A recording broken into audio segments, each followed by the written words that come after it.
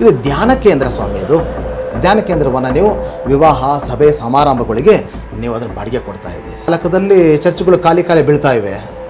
ಏನು ಭಾನುವಾರ ಒಂದು ಪೂಜೆ ಇರುತ್ತೆ ಅಥವಾ 2 ಪೂಜೆ ಇರ್ಬೋದು, ವಾರದ ಬಹುತೇಕ ಅವಧಿಯಲ್ಲಿ ಖಾಲಿ ಬೀಳ್ತಿರ್ತವೆ. ಅದನ್ನು ಕೊಟ್ಬಿಡ್ತೀರ. ಹಾಗಾದರೆ ನೀವು ಎಲ್ಲ ಫಾದರ್ಸ್ಗಳನ್ನು ಹೋಲಿ ಲ್ಯಾಂಡಿಗೆ ಕರ್ಕೊಂಡು ಹೋದ್ರಿ. ಈಜಿಪ್ಟು, ಜೋರ್ಡಾನ್ ಮತ್ತು ಇಸ್ರೇಲಿಗೆ ಕರ್ಕೊಂಡು ಹೋದ್ರಿ. ದುಡ್ಡು ಎಲ್ಲಿಂದ ಬಂತು? 85,000 ಒಬ್ಬೊಬ್ರಿಗೆ ಹಾಕ್ತಾಯಿದ್ದೀರಿ ನೀವು. 85,000 ಆರ್ಡಿನರಿ ದುಡ್ಡಲ್ಲ ಅದು. ಇಲ್ಲ, ಅದು ನನಗೆ ಯಾರು ಕೊಟ್ಟಿದ್ದಾರೆ ಫ್ರೆಂಡ್. ಯಾರಪ್ಪ ಅದಂಥ ಫ್ರೆಂಡ್ ನಿಮಗೆ ಕೊಟ್ಟಿರುವಂಥದ್ದು? ಫ್ರೆಂಡಿಗೆ ಹೇಳ್ಬೋದಾಗಿತ್ತು. ಇಲ್ಲ ಫಾದರ್ಸ್ಗಳು ಸ್ವಲ್ಪ ಉಳಿತಾಯ ಮಾಡಿಕೊಂಡು ಅವ್ರ ಇಷ್ಟ ಪ್ರಕಾರ ಹೋಗಿ ಬರ್ತಾರೆ.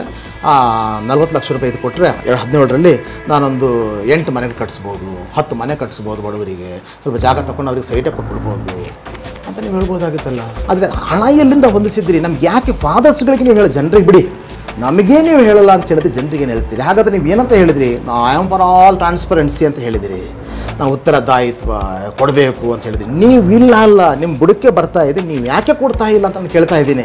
DJ ಕನ್ವೆನ್ಷನ್ ಹಾಲ್ ಅಂತ ಹೇಳ್ಬಿಟ್ಟು ಕಟ್ತಾರೆ.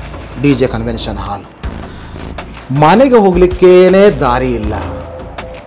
ಇನ್ನು ಕನ್ವೆನ್ಷನ್ ಹಾಲ್ ಕಟ್ತಾ ಇದ್ದೀರಿ, 100 ಜನ ಸೇರುವಂತಹ ಜಾಗ, 2 ಟಾಯ್ಲೆಟ್ಸ್ ಇದೆ, ಅಲ್ಲಿ ನೀವು ಕಟ್ತಾ ಇದ್ದೀರಿ, ಕಟ್ಟಿಬಿಟ್ಟಿದ್ದೀರಿ. ಇನಾಗ್ರೇಷನ್ ಎಲ್ಲ ಆಯಿತು, ಜನ 100, 200, 300 ಸೇರ್ತಾರೆ. ಬೆಂಕಿ ಅನಾಹುತ ಆದರೆ ಫೈರ್ ಟೆಂಡರಲ್ಲಿ ಹೋಗಲಿಕ್ಕೆ ಅವಕಾಶವೇ ಇಲ್ಲ. ಅದನ್ನು ಕಟ್ಟಲಿಕ್ಕೆ ಇಲಾಖೆಗಳಿಂದ, PW ಇಲಾಖೆಯಿಂದ, ತಾಲೂಕು ಆಫೀಸಿಂದ, ಪಟ್ಟಣ ಪಂಚಾಯಿತಿಯಿಂದ ಯಾವ ಅನುಮತಿನೂ ತಗೊಂಡಿಲ್ಲ. ನಾನು ಡೆಲ್ಲಿಗೆ ಹೋಗ್ಲಿಕ್ಕಿದ್ದೇನೆ, ಅಲ್ಲಿ ನಮ್ಮ ರಾಯಭಾರಿ ಅವರ ಕಚೇರಿ ಎದುರಿಗಿನ ಹೋಗಿ ಇದನ್ನು ಹರಿದಾಕ್ತೀನಿ. ನಾನು ದಯವಿಟ್ಟು ಇದನ್ನು ಫಾಲೋ ಮಾಡಿ, ಇಲ್ಲ ಹರಿದಾಕಿ. ಸುಮ್ಮನೆ ಯಾಕೆ ಭೂಮಿ ಭಾರ ಇದೆ? ಇಷ್ಟು ದಪ್ಪ ಪುಸ್ತಕ ಯಾಕೆ? ಅದ್ರ ಬದಲು ಸುಮ್ಮನೆ ಹೇಳ್ಬಿಡ್ಬೋದಲ್ಲ. ಬಿಷಪ್ ಅವರಿಗೆ ಬಿಡಲಾಗಿದೆ, ಮನಸ್ಸು ಬಂದರೆ ಮಾಡಬಹುದು, ಬೇಡದಿದ್ರೆ ಬಿಡ್ಬೋದು, ಅಷ್ಟೇ. ಒಂದೇ ಪೇಜ್ ಸಾಕೈತಿ. ಇದು ಏನು ಇಷ್ಟು ಉಳಿದು? ಮನಸ್ಸು ಬಂದರೆ ಮಾಡ್ತಾರೆ, ಮನಸ್ಸು ಬರ್ತಿದ್ರೆ ಮಾಡೋದಿಲ್ಲ. ಫುಲ್ ಡಿಸ್ಕ್ರಿಷನರಿ ಪವರ್, ವಿವೇಚನಾ ಶಕ್ತಿ ಅವರಿಗೆ ಕೊಡಲಾಗಿದೆ. ಅವ್ರು ಮಾಡಿದ್ದೇ ವೇದ ವಾಕ್ಯ, ಅವ್ರು ಹೇಳಿದ್ದೇ ಕಾನೂನು. ಗುಡ್ ಶೆಪರ್ಡ್ ಆಡಿಟೋರಿಯಂ ಅಂತ ಒಂದಿದೆಯಲ್ಲ, ಅದು ಯಾಕೆ ತೋರಿಸ್ತಿಲ್ಲ ನೀವಲ್ಲಿ? ಅದು ಅನಧಿಕೃತ, ಅದಕ್ಕೆ ಪರ್ಮಿಷನ್ ತಗೊಂಡಿಲ್ಲ. ಆಡಿಟೋರಿಯಮಿಗೆ ಪರ್ಮಿಷನ್ ತೊಗೊಳ್ದೆ ಕಟ್ಟಿದ್ದೀರಲ್ಲ ಸ್ವಾಮಿ, ಅದನ್ನು ಬಿಷಪ್ ಅವರು ಇನಾಗ್ರೇಟ್ ಮಾಡ್ತಾರೆ. ನೀವು ಕೇಳಲಿಲ್ವಾ ಅವರಿಗೆ ಪರ್ಮಿಷನ್ ತೊಗೊಂಡಿದ್ದೀರಾ ಇಲ್ವಾ ಅಂತ? ಅಂದರೆ ಕಾನೂನು ನೀವು ಒಬ್ಬೊಬ್ಬರಿಗೆ ಒಂದೊಂದು ಕಾಲಕ್ಕೆ ಒಂದೊಂದು ಥರದಲ್ಲಿ ಅನುಕೂಲ ಸಿಂಧು ಕಾನೂನ ಇದು. ನಮ್ಮ ವಿಚಾರದಲ್ಲಿ ಅದೇ ಅಂತಹ ಒಂದು ಸಿಟ್ಟು, ಕೋಪ, ಆಕ್ರೋಶ ಇಲ್ಲಿ ನೋಡಿದರೆ ಆ್ಯಕ್ಚುಲಿ ಆಕ್ರೋಶ ಆಗಬೇಕಾಗಿರೋದು ಸೊರಬದಲ್ಲಿ, ಆಮೇಲೆ ಕಾಮನ್ ಬಾವಿಯಲ್ಲಿ, ಇದರಲ್ಲಿ ದಾವಣಗೆರೆಯಲ್ಲಿ, ಅಲ್ಲೆಲ್ಲೂ ಇಲ್ಲದಂತಹ ಆಕ್ರೋಶ, ಆ ಒಂದು ಕೋಪ ಇಲ್ಲಿ ಯಾಕೆ ಸ್ವಾಮಿ? ಯಾರು ದುಡ್ಡಿದ್ದು? ಎಲ್ಲ ನೀವು ಬ್ಲ್ಯಾಕ್ ಆ್ಯಂಡ್ ವೈಟ್, ಎಷ್ಟು ಬಂತು ಎಷ್ಟು ಹೋಯಿತು ಅಂತ ಹೇಳ್ಬಿಟ್ಟು ಯಾಕೆ ನೀವು ಕೊಡ್ತಾ ಇಲ್ಲ? ಬೇರೆಯವ್ರಿಗೆ ಆಗಬೇಕಾದ್ರೆ ನೀವು ಬಹಳ ಸ್ಟ್ರಿಕ್ಟ್. ನೀವು ಬಿಷಪ್ ಆದಂಥವ್ರು ಭಾರಿ ಸ್ಟ್ರಿಕ್ಟ್. ನೀವು ಬರ್ಕೊಂಡ್ಬಿಟ್ಟಿದ್ದೀರ ಅದರಲ್ಲಿ, ಆಯಿತಾ? I expect accountability from every moment. ಎಲ್ಲ ಕಡೆಯಿಂದಲೂ ಸಹ, ಎಲ್ಲ ಹಂತದಲ್ಲೂ ಸಹ ಸ್ವಾಮಿ ಕೊಡಿ ಸ್ವಾಮಿ. ಸಮೃದ್ಧಿ ಕಟ್ಟಡ ಕಟ್ತೀರಿ, ಅದೆಲ್ಲವೂ ಸಹ ವೀರೇಶ್ ಅವರ ಹೆಸರಿನಲ್ಲೇ ತೊಗೊಂಡಿರ್ತಾರೆ. ಭೂಮಿ ತೊಗೊಂಡಿದ್ದು ಅವರೇ ಆದ್ದರಿಂದ ಅವರ ಹೆಸರಿನಲ್ಲೇ ಪರ್ಮಿಷನ್ ಗಿರ್ಮಿಷನ್ ಎಲ್ಲ. ಸ್ವಾಮಿ ಇದಕ್ಕೆ ಎಲ್ಲಿಂದ ಬಂತು? ಯಾವ ಹಣವನ್ನು ಹಾಕಿದ್ರಿ ಇದಕ್ಕೆ? ನೀವು ಹೇಳ್ಬೋದು ಇವರಿಗೆ ಅಂತಲೇ ಬಿಸಿ, ನಾವು ಬೇಕಾದ ಜನರಿಗೋಸ್ಕರ ಬಂದಿದ್ದ. ನಾಳೆ ನೀವು ಹೋಗ್ಬಿಡ್ತೀರಿ. ಈ ಸಮಸ್ಯೆಗಳಾದರೆ ಎದುರಿಸಬೇಕಾದಂಥವ್ರು ನಾವಿಲ್ಲಿ. ಸನ್ನಿಧಿ ಅಂತ ಹೇಳ್ಬಿಟ್ಟು ಕಟ್ಟಿದ್ದಾರೆ ನೋಡಿ. ಸನ್ನಿಧಿ ಅಂತ ಹೇಳ್ಬಿಟ್ಟು ಕಟ್ಟಿದ್ದಾರೆ. ಬಹಳ ದೊಡ್ಡ ಮಟ್ಟದ ಒಂದು ಇದು ಶಿವಮೊಗ್ಗದ ಮಲ್ಲಿಗೇನಹಳ್ಳಿಯಲ್ಲಿ ಇದನ್ನು ಕಟ್ಟಿದ್ದಾರೆ. ಸನ್ನಿಧಿ ಇದು ಧ್ಯಾನ ಕೇಂದ್ರ. ನೆನ್ಪಿಟ್ಕೊಳ್ಳಿದ್ದು ಧ್ಯಾನ ಕೇಂದ್ರ ಅಂದರೆ ಧ್ಯಾನಕ್ಕೋಸ್ಕರ, ಭಕ್ತಿಯ ಕಾರ್ಯಗಳಿಗೋಸ್ಕರ ಜನ ಅಲ್ಲಿಗೆ ಬರ್ತಾರೆ. ಫಾದರ್ಸ್ಗಳು ಬರ್ತಾರೆ, ಸಿಸ್ಟರ್ಸ್ಗಳು ಬರ್ತಾರೆ. ಅದಕ್ಕೋಸ್ಕರ ಒಂದು ಅವಶ್ಯಕತೆ ಇತ್ತು ಅಂತ ಅವ್ರಿಗೆ ಮನಸ್ಸಿಗೆ ಹೊಳೆದಿದೆ, ಕಟ್ಟಿದ್ರು ಅಂತ ಮಾಡಿ. ಸುಮ್ಮನೆ ಕಟ್ಟಲಿಕ್ಕೆ ಸಾಧ್ಯ ಇಲ್ಲ, ದುಡ್ಡು ಬರಬೇಕು. ಅದಕ್ಕೆ ದುಡ್ಡೆಲ್ಲಿಂದ ಹೊಂದಿಸ್ಕೊಂಡ್ರಿ? ಅದರಿಂದ ಈ ಪ್ರಶ್ನೆಗಳು ಕೇಳ್ತೀವಿ. ಅಲ್ಲಿ ಏನು ಮಾಡಿದ್ರೆ ಬೋರ್ಡ್ ಹಾಕಿದ್ದಾರೆ. ಬೋರ್ಡ್ ಸುಮಾರು 30-32 ಜನ, 34 ದಾನಿ ಸಂಸ್ಥೆಗಳು, ಇಂಡಿವಿಜುವಲ್ ಡೋನರ್ಸ್ಗಳು ಅವರೆಲ್ಲ ಕೊಟ್ಟಿದ್ದಾರೆ. ಹೆಸರು ಹಾಕಿದ್ದೀರಿ. ಆದರೆ ಒಬ್ರದ್ದು ನೀವು ಅಲ್ಲಿ ಕೊಟ್ಟಿದ್ದು ಎಷ್ಟು ಅಂತ ಹಾಕಲಿಲ್ಲಲ್ಲ ಸ್ವಾಮಿ. ನೀವು ಒಬ್ರದ್ದು ನೀವು ಹಾಕಲಿಲ್ವಲ್ಲ. ಎಷ್ಟು ಕೊಟ್ಟಿದ್ದಾರೆ ಅವರು? 10 ರೂಪಾಯಿ ಕೊಟ್ಟಿದ್ದಾರಾ? 15 ರೂಪಾಯಿ ಕೊಟ್ಟಿದ್ದಾರಾ? 2000 ರೂಪಾಯಿ ಕೊಟ್ಟಿದ್ದಾರಾ? ಹೇಳಿ. ಒಬ್ಬಿಬ್ಬರು ಕೆಲವು ಸರಿ ಹೇಳ್ಕೊಳಕ್ಕೆ ಇಷ್ಟಪಡೋದಿಲ್ಲ. ನಮ್ಮ ದಾನ ಹೇಳಬೇಡಿ, ಎಲ್ಲೂ ಹೇಳಬೇಡಿ ಅಂತ ಹೇಳ್ತಾರೆ ಒಬ್ಬಿಬ್ಬರು. ಫಾರಿನ್ ಏಜೆನ್ಸಿಗಳಿದ್ದಾವೆ ಇಲ್ಲಿ, ಆಯಿತಾ? ಎಷ್ಟೊಂದು ಏಜೆನ್ಸಿಗಳಿದ್ದಾವೆ, ಸಂಸ್ಥೆಗಳಿದೆ, ಚರ್ಚ್ಗಳು ಕೊಟ್ಟಿದ್ದಾವೆ. ಸಾಗರ ಚರ್ಚ್ ಕೊಟ್ಟಿದೆ, ಶಿವಮೊಗ್ಗ ಚರ್ಚ್ ಕೊಟ್ಟಿದೆ. ಅಲ್ಲಿ ಅದು ಏನಾಗ್ತಿತ್ತು, ಸ್ವಲ್ಪ ಶಿಲೆ ಸ್ವಲ್ಪ ದೊಡ್ಡದಾಗ್ತಾ ಇತ್ತು. 20,000 ರೂಪಾಯಿ, 15,000 ರೂಪಾಯಿ. ಇದು ಯಾಕೆ ಸ್ವಾಮಿ ಮಾಡಿದ್ರಿ? ಜನ ಫಾದರ್ ಅವರು ನಮಗೆ ಅಕೌಂಟ್ ಕೊಟ್ಟಿಲ್ಲ ಅಂದ ತಕ್ಷಣ ನೀವು ಉದ್ದಕ್ಕಾಗ್ದ ಬರೀತೀರಿ. ಇಲ್ಲಿ ಯಾಕೆ ಸ್ವಾಮಿ ನೀವು ಹೇಳಲಿಲ್ಲ? ಇಲ್ಲಿ ಯಾಕೆ ನೀವು ಹೇಳಿಲ್ಲ? ಇಷ್ಟು ದೊಡ್ಡದು ಕಟ್ಟಿದ್ದೀರಲ್ಲ ಅಂತ. ಈಗ ಅದನ್ನು ಸಹ ನೀವು ಬಾಡಿಗೆಗೆ ಬಿಡ್ತಾ ಇದ್ದೀರಿ. ಇದು ಧ್ಯಾನ ಕೇಂದ್ರ ಸ್ವಾಮಿ. ಇದು ಧ್ಯಾನ ಕೇಂದ್ರವನ್ನು ನೀವು ವಿವಾಹ ಸಭೆ ಸಮಾರಂಭಗಳಿಗೆ ನೀವು ಅದನ್ನು ಬಾಡಿಗೆ ಕೊಡ್ತಾ ಇದ್ದೀರಿ. ಮೊನ್ನೆ ಒಂದು ವಿವಾಹ ನಡೀತು, ಸುಮಾರು 30,000 ರೂಪಾಯಿ ಚಾರ್ಜ್ ಮಾಡಿದ್ದಾರೆ. ಆ ರೂಮ್ಗಳನ್ನೆಲ್ಲ ಕೊಟ್ಟಿದ್ದಾರೆ. ಅಲ್ಲೆಲ್ಲ ವಿವಾಹ ಸಂಸ್ಕಾರ ಅಂತ ಹೇಳಿದ್ರೆ, ಆಮೇಲೆ ವಿವಾಹದ ಫಂಕ್ಷನ್ ಅಂತ ಹೇಳಿದ್ರೆ ಗೊತ್ತಲ್ವ, ಜನ ಬರ್ತಾರೆ, ಹೋಗ್ತಾರೆ, ಬಿಸಾಕ್ತಾರೆ, ತಿಂತಾರೆ, ಅದೆಲ್ಲ ಅದೊಂದು ಧ್ಯಾನ ಕೇಂದ್ರ. ಹಾಗಾದರೆ ಮೊನ್ನೆ ಯಾರು ಹೇಳ್ತಾಯಿದ್ರು, ಆ ಲೆಕ್ಕದಲ್ಲಿ ಚರ್ಚ್ಗಳು ಖಾಲಿ ಬೀಳ್ತಾ ಇವೆ. ಏನು ಭಾನುವಾರ ಒಂದು ಪೂಜೆ ಇರುತ್ತೆ ಅಥವಾ 2 ಪೂಜೆ ಇರ್ಬೋದು, ವಾರದ ಬಹುತೇಕ ಅವಧಿಯಲ್ಲಿ ಖಾಲಿ ಬೀಳ್ತಿರ್ತವೆ. ಅದನ್ನು ಕೊಟ್ಬಿಡ್ತೀರ ಹಾಗಾದರೆ? ಕೇಳ್ತಾ ಇರುವಂಥ ಪ್ರಶ್ನೆಗಳು. ಅದರಿಂದ ಇದು ಮುಖ್ಯವಾದಂಥ ವಿಷಯ, ಯೋಚನೆ ಮಾಡಬೇಕಾದಂಥದ್ದು. ಯಾಕೆ ನೀವು ಹೇಳ್ತಾ ಇಲ್ಲ? ಅದಾಯಿತಾ? ಅದಾದ ಮೇಲೆ ನಾನು ಕೇಳುವುದಿಲ್ಲಿ, ಭದ್ರಾವತಿಯಲ್ಲಿ ಚರ್ಚ್ ಕಟ್ಟಿದ್ರು ಹಿಂದೆ. ಇವ್ರು ಕಟ್ಟಿದ್ದಲ್ಲ ಪಾಪ, ಇವ್ರು ನಾವು ಕೇಳೋಕ್ಕಾಗೋದಿಲ್ಲ, ಬಿಡಿ, ಇವ್ರನ್ನ ಕೇಳೋಕ್ಕಾಗೋದಿಲ್ಲ. ಅಲ್ಲೂ ಸಹ ಜನ ನಮಗೆ ಕೇಳಿದರು, ಸ್ವಾಮಿ ನಮ್ಮ ಚರ್ಚ್ ಕಟ್ಟಿದ್ದಾರೆ ಭದ್ರಾವತಿ ನ್ಯೂ ಟೌನಲ್ಲಿ, ಅದೆಲ್ಲ ನಮ್ಮ ಜನರ ಹಣದಿಂದನೇ ಕಟ್ಟಿದ್ದಾರೆ, ಧರ್ಮಕ್ಷೇತ್ರದಿಂದ ಏನು ಕೊಡಲೇ ಇಲ್ಲ, ಚರ್ಚ್ ಇದು ಫಾರಿನಿಂದ ಏನು ತರಿಸಲೇ ಇಲ್ಲ, ಎಲ್ಲ ನಮ್ಮದೇ ದುಡ್ಡು ಹಾಕಿ ಮಾಡಿದ್ದಾರೆ ಅಂತ. ಅದು ತಕ್ಕಂತೆ ಅಲ್ಲಿದ್ದಂತಹ ಫಾದರ್ ಸಹ ಹೊರದೇಶದಿಂದ ಬಂದಂಥ ಹಣದ ಬಗ್ಗೆ ಒಂದು ಚಕಾರ ಎತ್ತಲಿಲ್ಲ, ಅನೌನ್ಸ್ಮೆಂಟ್ ಮಾಡಿಲ್ಲ, ಅಲ್ಲಿ ಕಲ್ಲಿನ ಶಿಲೆನೂ ಸಹ ಇಲ್ಲ. ನಾನಲ್ಲಿ ಹೋದಾಗ ಚಾರ್ಜ್ ತೊಗೊಂಡಾಗ ಇದೇ ಮಾತು, ನಮಗೇನು ಕೊಡಲೇ ಇಲ್ಲ, ಬಿಷಪತ್ರ ಕೇಳಿ ಸ್ವಲ್ಪ ತರಿಸ್ಕೊಡಿ, ನಮಗೆ ನಾವು ಹಾಲು ಕಟ್ಟೋಣ, ಅದು ಕಟ್ಟೋಣ, ಇದು ಕಟ್ಟೋಣ ಅಂತ. ಬಿಷಪ್ ಸರಿ ಬಂದಾಗ ನಾನು ಹೇಳಿದೆ, ಸ್ವಾಮಿ ಎಲ್ಲೂ ಸಹ ನೋಡಿ ಇಲ್ಲೆಲ್ಲ ಚರ್ಚಿನ ಇದೆಲ್ಲ ಇದ್ದಾವೆ, ಯಾವುದು ಇಲ್ಲೆಲ್ಲ ಕಲ್ಲುಗಳೆಲ್ಲ ಹಾಕಿದ್ದಾರೆ, ಇಲ್ಲೆಲ್ಲೂ ಸಹ ಫಾರಿನ್ದು ದುಡ್ಡಿಂದು ಯಾವುದೂ ಹಾಕಿಲ್ಲ, ನಿಮ್ಮ ಧರ್ಮಕ್ಷೇತ್ರದಿಂದ ಕೊಟ್ಟಂಥದ್ದು ಹಣದ ಬಗ್ಗೆಯೂ ಸಹ ಎಲ್ಲೂ ಸಹ ವಿವರಗಳಿಲ್ಲ. ಆದ್ದರಿಂದ ಇದೆಲ್ಲವೂ ಸಹ ನಮ್ಗನ್ಸುತ್ತೆ ಇದರಲ್ಲಿ ಏನು ಅದು ಬೇರೆ ಕಡೆಯಿಂದ ಏನು ದುಡ್ಡು ಬಂದಿಲ್ಲ, ಎಲ್ಲ ಜನ ಹಾಕಿನೇ ಮಾಡಿದ್ದು ಅಂತ ಹೇಳ್ತಾ ಇದ್ದಾರೆ ಅಂತ.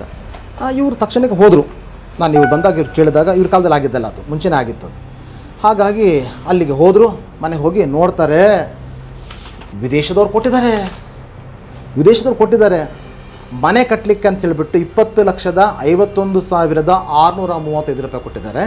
ಹಾಗೆಯೇ ಚರ್ಚ್ ಕಟ್ಟಲಿಕ್ಕಂತ 34,51,537 ರೂಪಾಯಿ ಕೊಟ್ಟಿದ್ದಾರೆ. ಇದನ್ನು ಕಲ್ಲಿನ ಶಿಲೆಯಲ್ಲಿ ಹಾಕಲೂ ಇಲ್ಲ, ಅನೌನ್ಸು ಮಾಡಲಿಲ್ಲ. ಯಾಕೆ ನೀವು ಹಾಕ್ತಾ ಇಲ್ಲ? ಹಾಗಾದರೆ ನಾನು ಕೊಟ್ಟಿಲ್ಲ ಅಂತ ಹೇಳಿದ್ರೆ ಜನ ಕಾಗದ ಬರೀತೀರಿ, ತಕ್ಷಣಕ್ಕೆ ಉತ್ತರ ಕೊಡ್ತೀರಿ, ಎಲ್ಲ ಮಾಡಲೇಬೇಕು ಅಂತ. ಇಲ್ಲಿ ಯಾಕೆ ಇಷ್ಟು ಹಣ ಬಂದಿದೆ, ಇದನ್ನು ಹಾಕಲೇ ಇಲ್ಲ, ನೀವು ಇದನ್ನು ಹಾಕಲೇ ಇಲ್ಲ. ಆ ನಂತರ ನಾನು ಬಂದಾಗ ಇದು ಯಾವಾಗ ನನ್ನ ಗಮನಕ್ಕೆ ಬಂತು, ಆವಾಗ ನಾನು ಅದನ್ನು ಹಾಕಿಸ್ದೆ, ಕಲ್ಲಿಂದೆಲ್ಲ ನಾನು ಹಾಕಿಸ್ದೆ. ಯಾಕಂದರೆ ವಿದೇಶದಿಂದ ಬರುವಂಥವ್ರು ಅವರೇನು ಅಲ್ಲಿ ಪ್ರಿಂಟ್ ಮಾಡಲ್ಲ ಸ್ವಾಮಿ, ಅವರೇನು ಪ್ರಿಂಟ್ ಮಾಡೋದಿಲ್ಲ. ಅವರು ಸಹ ಕಷ್ಟಪಟ್ಟು ಅಲ್ಲಿ ಇಲ್ಲಿ ಸಂಗ್ರಹ ಮಾಡಿ ಕೊಡ್ತಾರೆ. ಒಂದು ಥ್ಯಾಂಕ್ಸ್ ಹೇಳುವಂಥದ್ದು, ಅವ್ರ ಹೆಸರನ್ನು ಅಲ್ಲಿ ಹಾಕುವಂಥದ್ದು, ಆ ಕನಿಷ್ಠ ಅವತ್ತು ಗೌರವ ಅವ್ರಿಗೆ ಕೊಡದೆ ಹೋದರೆ ಏನು ಪ್ರಯೋಜನ? ಅವ್ರು ಬಂದು ನೋಡೋದಿಲ್ಲ, ಬಿಡಿ, ಅದು ಬೇರೆ ವಿಚಾರ. ಆದರೆ ನಮ್ಮ ಆತ್ಮಸಾಕ್ಷಿ ಅಂತ ಒಂದಿದೆಯಲ್ಲ, ಹೇಳಿದರೆ ಹಾಗಾದರೆ ಇಲ್ಲ. ಈ ಸನ್ನಿಧಿಗೂ ವಿಚಾರದಲ್ಲೂ ಸಹ ಹಾಗೇನೇ ಮಾಡಿದ್ರಿ. ಸನ್ನಿಧಿ ಭೂಮಿ ವಿಚಾರದಲ್ಲಿ ಮತ್ತಪ್ಪ ನಾನು ಹೇಳ್ತೀನಿ, ಸನ್ನಿಧಿ ಭೂಮಿ ಮಲ್ಲಿಗೆನಹಳ್ಳಿ ಭೂಮಿ, ಹಿಂದೆ ಫಾದರ್ ಜೆರೋಮ್ ಫರ್ನಾಂಡಿಸ್ ಅಂತ ಒಬ್ಬರಿದ್ದರು, ಅವ್ರು ತೊಗೊಂಡಂಥ ಅದು ಸುಮ್ಮನೆ 7 ಚಿಲ್ಲರೆ ಭೂಮಿ, ಅದು ಆವಾಗ ತೊಗೊಂಡಿದ್ದು ಭಾಳ ವರ್ಷಗಳ ಹಿಂದೆ. ಅವ್ರ ಮರಣ ನಂತರ ಅದು ಫಾದರ್ ಸ್ಟ್ಯಾನಿ ಅವರಿಗೆ ಬಂತು. ಆ ಜಾಗದಲ್ಲಿ ಕಟ್ಟಬೇಕು ಅಂತ ಹೊರಟಿದ್ದೀರಿ. ಮತ್ತು ಇವರ ಹೆಸರು ಸ್ಟ್ಯಾನಿ ಹೆಸರಿನಲ್ಲೇ ಮತ್ತೆ 7 ಎಕರೆ ತೊಗೊಂಡಿದ್ದೀರಿ. ಸುಮಾರು 15 ಎಕರೆ ಭೂಮಿ ಅದೆಲ್ಲ ತೊಗೊಂಡಿದ್ದೀರಿ. ನನ್ನ ಗಮನಕ್ಕೆ ಬಂದಿದೆ, ಅದನ್ನು ತಿಳಿಸಿದ್ದೀನಿ. ಈಗ ಮಲ್ಲಿಗೆನಹಳ್ಳಿಯ ಭೂಮಿ ಬಗ್ಗೆ ಹೇಳ್ತಾ ಇದ್ದೆ.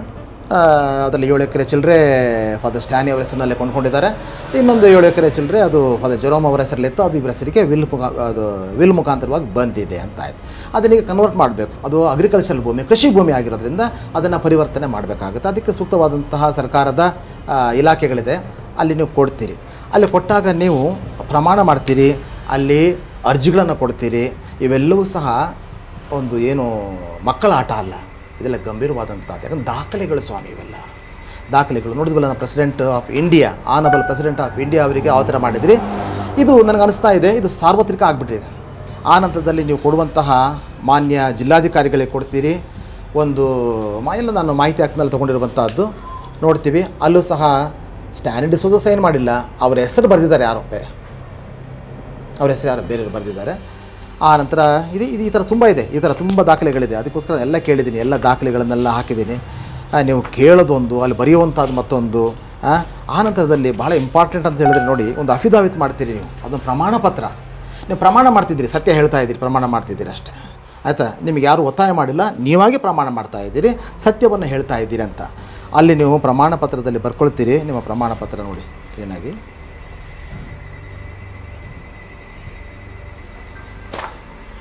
ಅಲ್ಲೂ ಸಹ ಸೈನ್ ಮಾಡಿದ್ದು ಅವರಲ್ಲ, ಅವ್ರ ಸೈನೇ ಬೇರೆ ಇದೆ, ಯಾರೋ ಬರೆದಿದ್ದಾರೆ. ಏನು ಹುಡುಗಾಟ ಸ್ವಾಮಿ ಇದು, ಏನು ಹುಡುಗಾಟ ಇದು? ಹಾಂ, ನೀವು ಬೇರೆಯವರಿಗೆ ನೀತಿ ಬೋಧೆ ಮಾಡ್ತಿದ್ದೀರಾ. ಇಲ್ಲಿ ಬರೀತಾರೆ ಅವರು, ನಾನು ಚರ್ಚಿನ ಗುರುಗಳಾಗಿ ಕಾರ್ಯನಿರ್ವಹಿಸುತ್ತಿದ್ದು ನನ್ನ ವಾರ್ಷಿಕ ವರಮಾನವು ಎಲ್ಲ ಮೂಲಗಳಿಂದ 60,000ಗಳಾಗಿದ್ದು ವ್ಯವಸಾಯೇತರ ವರಮಾನವು ಇರುವುದಿಲ್ಲ. ಇದು ವಾರ್ಷಿಕ ವರಮಾನ ಅಷ್ಟಿದೆ. ವ್ಯವಸಾಯದಿಂದ ಬಂದಿರುವುದೆಷ್ಟು? ವ್ಯವಸಾಯೇತರ, ಅದಲ್ಲದೆ ಬೇರೆದಿಂದ ಯಾವುದೂ ಇಲ್ಲ. ಸ್ವಾಮಿ ನೀವು ಸಂಬಳ ಕೊಡ್ತಾ ಇಲ್ವಾ ಚರ್ಚು? ನಿಮಗೆ ಅದು ಪಗಾರ ಅಂತ ಹೇಳ್ತೀವಿ ನಾವು, ವೇತನ ಅಂತ ಹೇಳ್ತೀವಿ, ಭತ್ಯೆ ಅಂತ ಹೇಳ್ತೀವಿ, ನಿಮಗೆ ಕೊಡ್ತಾ ಇದ್ರಲ್ಲ. 2014 ಆವತ್ತಿನಲ್ಲಿ ನಿಮ್ಮ ಸಂಬಳ ಎಷ್ಟಿತ್ತು ಅಂತ ಹೇಳ್ಬಿಟ್ಟು ಹೇಳ್ತೀನಿ. ನಿಮ್ಮ ಸಂಬಳ ಭಾಳ ಕಡಿಮೆ ಇತ್ತು ಆವಾಗ, ನಾನು ಒಪ್ಕೊಳ್ತೀನಿ. 3,000 ನಿಮಗೆ ಪೂಜೆಯಿಂದ ಬರ್ತಾಯಿತ್ತು ತಿಂಗಳಿಗೆ. ಆಮೇಲೆ 7,000 ರೂಪಾಯಿ ನಿಮಗೆ ವೇತನ ಅಂತ ಇತ್ತು. 10,000 ರೂಪಾಯಿ ನಿಮಗೆ ಬರ್ತಾಯಿತ್ತು. 12 ತಿಂಗಳಿಗೆ 1,20,000 ಆಯಿತು ವ್ಯವಸಾಯೇತರ. ಇಲ್ಲೆಲ್ಲಿ ಸ್ವಾಮಿ ತೋರಿಸ್ಲಿಲ್ವಲ್ಲ ನೀವು? ನಂದು ಬರ್ತಾ ಇದೆ, ವ್ಯವಸಾಯದಿಂದ ನನಗೆ ಏನೂ ಇಲ್ಲ, ವ್ಯವಸಾಯೇತರದಿಂದ ನನಗೆ ಚರ್ಚ್ ಪಾದರಾಗಿದೆ, ಬಟ್ ನೀವು ಚರ್ಚಿನ ಗುರುಗಳಾಗಿ ಸೇವೆ ಸಲ್ಲಿಸ್ತಾ ಇದ್ದೀನಿ, 1,20,000 ರೂಪಾಯಿ ನನಗೆ ಬರ್ತಾ ಇದೆ. ಈಗ 2017ರಿಂದ ಅದು ಸ್ವಲ್ಪ ಜಾಸ್ತಿ ಮಾಡಿದ್ದಾರೆ. 2017ರಿಂದ ಜಾಸ್ತಿ ಮಾಡಿ 9,000, ಈಗೆಷ್ಟಿದೆ ಗೊತ್ತಿಲ್ಲ ನನಗೆ. 2017ರಿಂದ 9,000 ನಿಮ್ಮ ವೇತನ, 3,000 ನಿಮ್ಮ ಪೂಜಾ ಭತ್ಯೆ ಅಂತ ಮಾಡಿದೆ. 12,000 ನಿಮಗೆ ಬರ್ತಾ ಇದೆ. ಭೂ ಪರಿವರ್ತನೆ ಕೋರಿರುವ ವ್ಯವಸಾಯದ ಪ್ರದೇಶ ಪ್ರಾಪ್ತವಾದಾಗ ನನ್ನ ವಾರ್ಷಿಕ ವರಮಾನ ವ್ಯವಸಾಯದಿಂದ 1,00,000 ಆಗಿತ್ತು. ಇತರ ವರಮಾನ ಇರುವುದಿಲ್ಲ. ಸ್ವಾಮಿ ನೀವು ಸಂಬಳ ಕೊಡ್ತಾ ಇದೆ, ಚರ್ಚ್ ನಿಮಗೆ ಕೊಡ್ತಾ ಇದೆ, ವೇತನ ಕೊಡ್ತಾ ಇದೆ, ನಿಮಗೆ ಅದು ನಿರ್ದಿಷ್ಟವಾಗಿ ಕೊಡ್ತಾ ಇದೆ. ಅದು ಏನು ಯಾವ ಕಾರಣಕ್ಕೂ ಸಹ ಅದನ್ನು ತಪ್ಪಿಸಂಗಿಲ್ಲ. ಅದು ನಿಮ್ಗೆ ಬರ್ತಾ ಇದೆಯಲ್ಲ, ಹಾಗಾದರೆ ಅದು ಯಾಕೆ ಸಿಮೆಂಟ್ ಹಾಕಲಿಲ್ಲ ನೀವು? ಆನಂತರ 2017ಕ್ಕೆ ನೀವು ಎಲ್ಲ ಫಾದರ್ಸ್ಗಳನ್ನು ಹೋಲಿ ಲ್ಯಾಂಡಿಗೆ ಕರ್ಕೊಂಡು ಹೋದ್ರಿ. ಈಜಿಪ್ಟು, ಜೋರ್ಡನ್ ಮತ್ತು ಇಸ್ರೇಲಿಗೆ ಕರ್ಕೊಂಡು ಹೋದ್ರಿ. ನಾನು ಕೇಳ್ತಾ ಇದ್ದೀನಿ, ಪ್ರತಿಯೊಂದು ಸಾಧನದಲ್ಲಿ ಕೇಳ್ತಾ ಇದ್ದೀನಿ. ಇದರಲ್ಲೂ ಸಹ ಹಾಕಿದ್ದೀನಿ, ಇದರಲ್ಲೂ ಸಹ ನಾನು ಪತ್ರದಲ್ಲಿ ಹಾಕಿದ್ದೀನಿ. ಸ್ವಾಮಿ ನೀವು ಕರ್ಕೊಂಡು ಹೋದ್ರಲ್ಲ, ವಿದೇಶ ಪ್ರವಾಸಕ್ಕೆ ನೀವು ಕರ್ಕೊಂಡು ಹೋದ್ರಿ. ಆ ವಿದೇಶ ಪ್ರವಾಸಕ್ಕೆ ಕರ್ಕೊಂಡು ಹೋದಾಗ ಸುಮಾರು ಅಲ್ಲಿ ಅದಕ್ಕೆ ಅದು ಖರ್ಚು ಮಾಡಿರುವಂಥ ಹಣ ಅದು ಎಲ್ಲಿಂದ ಬಂತು? ಸುಮಾರು 40 ಲಕ್ಷ ಅಂತ ಅಂದಾಜು ಹಾಕಿದ್ದೀನಿ ನಾನು. 15,000 ಫಾದರ್ ಕೊಡುವಂಥದ್ದು, ಇನ್ನು 85,000 ಹತ್ತತ್ರ ಸುಮಾರು ಅದನ್ನು ಬಿಷಪ್ ಕೊಡುವಂಥದ್ದು. ನಿಮಗೆ ಎಲ್ಲಿಂದ ಬಂತು ಸ್ವಾಮಿ ಇದು? ನನ್ನ ಹತ್ರ ಬಂದರೆ ನಾನು ಬರಲ್ಲ ಅಂತ ಹೇಳಿದೆ. ನನಗೊಂದು ಸ್ವಲ್ಪ ಹಂಗೆ ಪುಕ್ಷಾಟ ಯಾರೋ ಕೊಟ್ಟರು ಅಂತ ಹೇಳಿಬಿಟ್ಟು ಹೋಗಿ ತಿನ್ನೋದು, ಮುಕ್ಕೋದು, ಅದೇ ನನಗಾಗಲ್ಲ. ಅದರಿಂದ ನಾನು ಕೇಳಿದೆ. ನಂತರ ಬಂದರು ಅವರು, ಎಲ್ಲರೂ ಬರ್ತಾ ಇದ್ದಾರೆ, ನೀನು ಬರ್ತಾ ಇಲ್ಲ ಅಂತೆ, ಇದೇನಿದು ವಿಚಾರ ಅಂತ ಹೇಳಿದ್ರು. ಇಲ್ಲ ನಾನು ಬರಲ್ಲ. ದುಡ್ಡು ಎಲ್ಲಿಂದ ಬಂತು? 85,000 ಒಬ್ಬೊಬ್ರಿಗೆ ಹಾಕ್ತಾಯಿದ್ದೀರಿ ನೀವು. 85,000 ಆರ್ಡಿನರಿ ದುಡ್ಡಲ್ಲ ಅದು. ಇಲ್ಲ ಅದು ನನಗೆ ಯಾರು ಕೊಟ್ಟಿದ್ದಾರೆ ಫ್ರೆಂಡ್. ಯಾರಪ್ಪ ಅದಂಥ ಫ್ರೆಂಡ್ ನಿಮಗೆ ಕೊಟ್ಟಿರುವಂಥದ್ದು? ಫ್ರೆಂಡಿಗೆ ಹೇಳ್ಬೋದಾಗಿತ್ತು. ಇಲ್ಲ ಫಾದರ್ಸ್ಗಳು ಸ್ವಲ್ಪ ಉಳಿತಾಯ ಮಾಡ್ಕೊಂಡು ಅವ್ರಿಷ್ಟ ಪ್ರಕಾರ ಹೋಗಿ ಬರ್ತಾರೆ. 40 ಲಕ್ಷ ರೂಪಾಯಿ ಇದು ಕೊಟ್ಟರೆ 2017ರಲ್ಲಿ ನಾನೊಂದು 8 ಮನೆ ಕಟ್ಟಿಸ್ಬೋದು, 10 ಮನೆ ಕಟ್ಟಿಸ್ಬೋದು ಬಡವರಿಗೆ, ಸ್ವಲ್ಪ ಜಾಗ ತೊಗೊಂಡು ಅವ್ರಿಗೆ ಸೈಟೇ ಕೊಟ್ಬಿಡ್ಬೋದು ಅಂತ ನೀವು ಹೇಳ್ಬೋದಾಗಿತ್ತಲ್ಲ ಅವರಿಗೆ. ಕರೆಕ್ಟ್ ಮಾಡಿ, ಯಾರೋ ಕೊಡ್ತಾರೆ ನನಗೆ, ಇನ್ನೇನೋ ಕೊಡ್ತಾರೆ ನನಗೆ, ನಾನು ತೊಗೊಂಡು ತಿಂದುಬಿಡ್ತೀನಾ, ಕುಡಿದ್ಬಿಡ್ತೀನಾ ನಾನು? ಇಲ್ಲ ನನಗೆ ಬೇಡಪ್ಪ ಅಂತ, ನನಗದು ಬೇಡ ಅಂತ ನಾನು ಹೇಳ್ತೀನಿ. ನೀವು ಮಾಡಿದ್ರ? ಮತ್ತು ನೀವು ಮತ್ತು ಫಾದರ್ ವೀರೇಶ್ ಇಬ್ಬರು ಸಹ ಯುರೋಪ್ ಟೂರಿಗೆ ಹೋಗಿ ಬಂದಿರಿ. ಯಾತಕ್ಕಂತ ಹೋಗಿ ಬಂದಿರಿ? ದುಡ್ಡು ಕಲೆಕ್ಟ್ ಮಾಡೋಕೆ ಹೋಗಿ ಬಂದಿರಿ. ಆಯಿತು, ನೀವು ನಾನು ತಪ್ಪಿಲ್ಲ ಅಂತ ಹೇಳಿ, ಅದರಲ್ಲಿ ಏನು ತಪ್ಪಿಲ್ಲ. ಆದರೆ ಹಣ ಎಲ್ಲಿಂದ ಹೊಂದಿಸಿದ್ರಿ? ನಮ್ಗೆ ಯಾಕೆ ಫಾದರ್ಸ್ಗಳಿಗೆ ನೀವು ಹೇಳೋ? ಜನರಿಗೆ ಬಿಡಿ, ನಮಗೇ ನೀವು ಹೇಳಲ್ಲ ಅಂತ ಹೇಳಿದ್ರೆ ಜನರಿಗೆ ಏನು ಹೇಳ್ತೀರಿ? ಹಾಗಾದರೆ ನೀವು ಏನಂತ ಹೇಳಿದ್ರಿ? I am for all transparency ಅಂತ ಹೇಳಿದಿರಿ. ನಾನು ಉತ್ತರದಾಯಿತ್ವ ಕೊಡಬೇಕು ಅಂತ ಹೇಳಿದ್ರಿ. ನೀವು ಇಲ್ಲ ಅಲ್ಲ, ನಿಮ್ಮ ಬುಡಕ್ಕೆ ಬರ್ತಾ ಇದೆ, ನೀವು ಯಾಕೆ ಕೊಡ್ತಾ ಇಲ್ಲ ಅಂತ ನಾನು ಕೇಳ್ತಾ ಇದ್ದೀನಿ. ಯಾಕೆ ಕೊಡ್ತಾ ಇಲ್ಲ? ನೀವು ಇಬ್ಬರು ಸೇರಿಬಿಟ್ಟು ಯುರೋಪ್ ಟೂರಿಗೆ ಹೋಗಿ ಬಂದ್ರಿ. ಅದಕ್ಕೆ ಎಷ್ಟು ದುಡ್ಡು ಖರ್ಚಾಯಿತು? ಯಾವ ಲೆಕ್ಕಕ್ಕೆ ಹಾಕಿದ್ರಿ? ಇದುವರೆಗೂ ಸಹ ನೀವು ಅದ್ರ ಬಗ್ಗೆ ಏನು ಸಹ ನಮಗೆ ಹೇಳಲಿಲ್ಲ. ದ ಕೋಡ್ ಆಫ್ ಕ್ಯಾನನ್ ಲಾ ಹೇಳ್ತದೆ ನಮಗೆ, ಇದು ಚರ್ಚಿನ ಕಾನೂನು ಹೇಳ್ತಾ ಇದೆ. ಒಂದು ಆರ್ಥಿಕ ಸಮಿತಿಯನ್ನು ಧರ್ಮಕೇಂದ್ರದ ಮಟ್ಟದಲ್ಲಿ, ಚರ್ಚ್ ಮಟ್ಟದಲ್ಲಿ ಅಥವಾ ಧರ್ಮಕ್ಷೇತ್ರ ಆ ಮಟ್ಟದಲ್ಲಿ ಮಾಡೋದಾದರೆ ಅದಕ್ಕೆ ಕಾನೂನುಗಳಿದ್ದಾವೆ, ರೂಲ್ಸ್ ರೆಗ್ಯುಲೇಷನ್ಸ್ಗಳಿದ್ದಾವೆ, ಆ ಪ್ರಕಾರವಾಗಿಯೇ ಮಾಡಬೇಕು. ಸ್ವಾಮಿ ನಿಮ್ಮದು ಆದ್ಯತೆ ಮತ್ತೆ ಹೇಳಿದೆ ನಾನು, ಹಣಕಾಸು ನಿಮ್ಮ ಆದ್ಯತೆ ಅಂತ ಅಲ್ಲ ನೋಡಿ, ಒಬ್ಬೊಬ್ಬರಿಗೂ ಮಾಡ್ತಿದ್ದೀರಿ. ಆಮೇಲೆ ಲೈಂಗಿಕ ಹಗರಣ ಅದು ಸಹ ನಿಮ್ಮದು ಅಲ್ಲ, ನಿಮ್ಮದು ಆದ್ಯತೆಗಳಾಗುತ್ತೆ. ಚರ್ಚಿನ ಕಾನೂನು ಸ್ವಾಮಿ, ಇದು ಚರ್ಚಿನ ಕಾನೂನನ್ನು ಎತ್ತಿ ಹಿಡಿಬೇಕಾದಂಥವ್ರು ನೀವು. ಚರ್ಚಿನ ಕಾನೂನು ಎಲ್ಲಿ ಉಲ್ಲಂಘಿಸ್ತಾ ಇದ್ದೀರಿ ಅಲ್ಲಿ ತಕ್ಷಣಕ್ಕೆ ನೀವು ಬರೆದಿದ್ದೀರಿ, ನನಗೆ ಕೆಲವು ಪತ್ರ ಬರೆದಿದ್ದೀರಿ, ಏನು ಚರ್ಚಿನ ಕಾನೂನು ಹಾಗೆ ಹೇಳುತ್ತೆ, there is enquiry, canonical enquiry. ಓಹೋ ಅಬ್ಬ ನೋಡಿಬಿಟ್ರೆ ಅಂತ ಹೇಳಿದ್ರೆ ಬಹುಶಃ ಜಗದ್ಗುರುಗಳು ದಂಗಾಗಿ ಹೋಗ್ಬಿಡ್ತಾರೆ. ಈ ಮಟ್ಟದಲ್ಲಿದ್ದಾರಲ್ಲ ಅಂತ. ಸ್ವಾಮಿ ಮತ್ತೆ ಪುನಃ ಅದೇ ಹೇಳೋದು, ಪುರಾಣ ತಿನ್ನೋದು ಬದನೆಕಾಯಿ ಅನ್ನೋ ಥರದಲ್ಲಿ ಚರ್ಚಿನ ಕಾನೂನು 492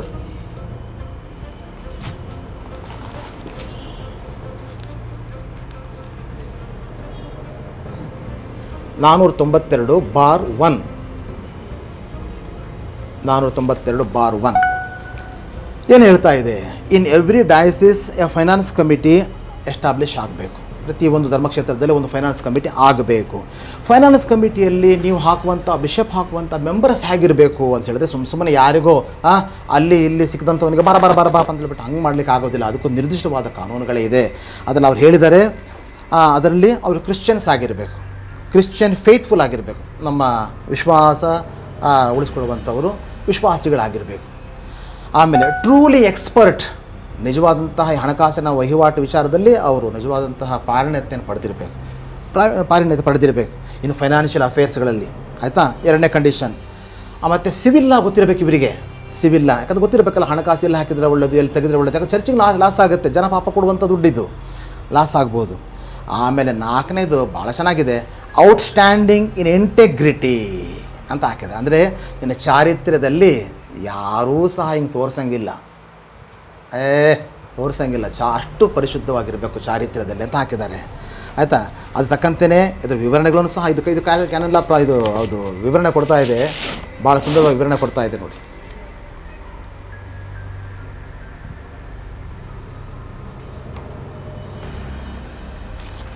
ಏನು ವಿವರಣೆ ಕೊಡುತ್ತೆ ಅಂತ ಹೇಳಿದ್ರೆ, they are to be noted for their ಇಂಟೆಗ್ರಿಟಿಗೋಸ್ಕರ, ಚಾರಿತ್ರ್ಯಕ್ಕೋಸ್ಕರ ಜನ ಅವ್ರನ್ನ ಹುಡುಕಬೇಕು, ಅಂಥ ವ್ಯಕ್ತಿ ಆಗಿರ್ಬೇಕಾತ, ಆಯಿತಾ. ಇದು ಚರ್ಚಿಗೆ ಹೆಲ್ಪ್ ಆಗುತ್ತೆ. ಸ್ವಾಮಿ ಇಂಥವರು ನಿಮ್ಮ ಆರ್ಥಿಕ ಸಮಿತಿಯಲ್ಲಿ ಇರಬೇಕು ಅಂತ ಹೇಳಿಬಿಟ್ಟು ನಾನು ಹೇಳ್ತಾ ಇಲ್ಲ, ನಿಮಗಿಂತ ಎತ್ತರದಲ್ಲಿರುವಂಥದ್ದು, ನೀವು ಇದರ ಅಡಿಯಾಳು ಅಲ್ಲ, ಕಾನೂನಿನ ಅಡಿಯಾಳು ನೀವು, ಕಾನೂನಿನ ಬಾಸ್ ಅಲ್ಲ ನೀವು. ಇದನ್ನು ಪಾಲಿಸಿದ್ದೀರಾ?